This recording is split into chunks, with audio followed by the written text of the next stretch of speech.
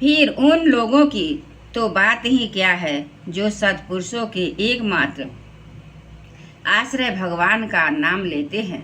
भगवान की शक्ति अनंत है, वे स्वयं अनंत हैं। वास्तव में उनके गुणों की अनंतता के कारण ही उन्हें अनंत कहा गया है। भगवान के गुणों की क्षमता भी जब कोई नहीं कर सकता, तब उनसे बढ़कर तो कोई हो ही नहीं सकता है। उनके गुणों की यह विशेषता समझाने के लिए इतना कह देना ही पर्याप्त है कि लक्ष्मी जी अपने को प्राप्त करने के लिए इच्छा से प्रार्थना करने वाले ब्रह्मादि देवताओं को छोड़कर भगवान के न चाहने पर भी उनके चरण कमलों की रज का ही सेवन करती हैं। ब्रह्मा जी ने भगवान के चरणों में का प्रक्षालन करने के लिए जो जल समर्पित किया था, वही उनके चरण नखों से निकलकर गंगा के रूप में प्रवाहित हुआ। यह जब महादेव जी सारे जगत को पवित्र करता है, ऐसी अवस्था में त्रिभुवन से श्री कृष्ण के अतिरिक्त भगवान शब्द का दूसरा और क्या अर्थ हो सकता है।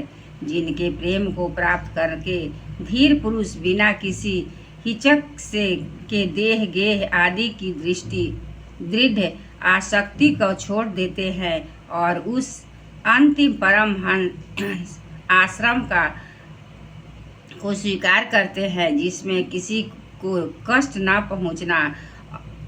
पहुंचाना और सब ओर से उपशांत हो जाना ही स्वधर्म होता है। सूर्य के समान प्रकाशमान महात्माओं, आप लोगों की मुझसे जो कुछ पूछा है वह मैं अपनी समझ के अनुसार सुनाता हूँ। जैसे पक्षी अपनी शक्ति के अनुसार आकाश में उड़ते हैं, वैसे ही विद्वान लोग भी अपनी अपनी बुद्धि के अनुसार ही श्री कृष्ण की लीला का वर्णन करते हैं। एक दिन राजा परीक्षित धनुष लेकर वन में शिकार खेलने गए थे। हरिणों के पीछे दौड़ते दौड़ते वे थक गए और उन्हें बड़े जोर की भूख और प्यास लगी। जब कहीं उन्हें कोई जलाशय नहीं मिला, तब वे पास के ही एक ऋषि के आश्रम में घुस गए। उन्होंने देखा कि वहाँ आंखें बंद करके शांत भाव से एक मुनि आसन पर बैठे हुए हैं।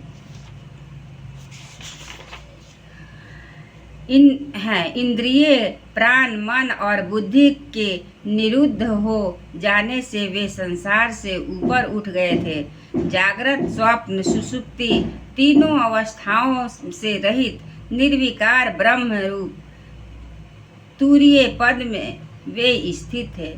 उनका शरीर बिखरी हुई जटाओं से और कृष्ण मृग चर्म से ढका हुआ था। राजा परीक्षित ऐसी ही अवस्था में उनसे जल मांगा, क्योंकि प्यास से उनका गला सूखा जा रहा था। जब राजा को वहां बैठने के लिए तिनके का आसन भी न मिला, किसी ने उन्हें भूमि पर भी बैठने को न कहा। अर्ध और आदर भरी मीठी बातें तो कहाँ से मिलती। तब अपने को अपमानित सा मानकर वे क्रोध के बस हो गए। शौनक जी, वे भूख प्यास से छटपटा रहे थे, इसलिए एकाएक उन्हें ब्राह्मण के प्रति ईर्ष्या और क्रोध हो आया। उनके जीवन में इस प्रकार का यह पहला ही अवसर था। वहां से लौटते समय उन्होंने क्रोधवश धनुष की नोक से एक मरा सांप उठाकर ऋषि के गले में डाल दिया और अपनी राजधानी चले आए। उनके मन में यह बात आई कि इन्होंने तो जो अपने नेत्र बंद कर रखे हैं, सो क्या वास्तव में इन्होंने अपनी सारी इंद्रिय वृत्तियों का निरोध कर लिया है, अथवा इन राजाओं से हमारा क्या प्रयोजन है। यह सोचकर उन्होंने झूठ मूठ समाधि का ढोंग रचा रखा है। उन समी के मुनि का पुत्र बड़ा तेजस्वी था। वह दूसरे ऋषि कुमारों के साथ पास ही खेल रहा था। वो जब उस बालक ने सुना कि राजा ने मेरे पिता के साथ दुर्व्यवहार किया है, तब वह इस प्रकार कहने लगा, ए नरपति कहलाने वाले लोग,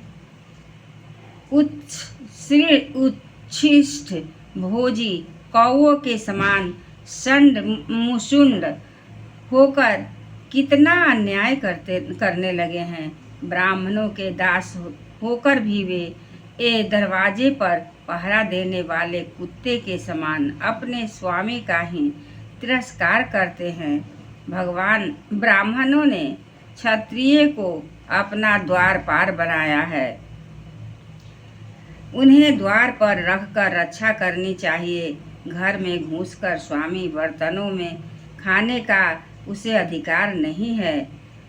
अतएव उन मार्गगामियों के शासक भगवान श्री कृष्ण के परम धर्म पधार जाने पर इस मर्यादा तोड़ने वाले को आज मैं दंड देता हूँ। मेरा तपोबल देखो। अपने साथी बालकों से इस प्रकार कहकर क्रोध से लाल लाल आंखों वाले उस ऋषि कुमार ने कौशिक की नदी के जल से आचमन करके उन्होंने बाणी रूपी वज्र का प्रयोग किया। कुलांगार परीक्षित ने मेरे पिता का अपमान करके मर्यादा का उल्लंघन किया है, इसलिए मेरी प्रेरणा से आज के 7वें दिन उसे तक्षक सर्प डस लेगा।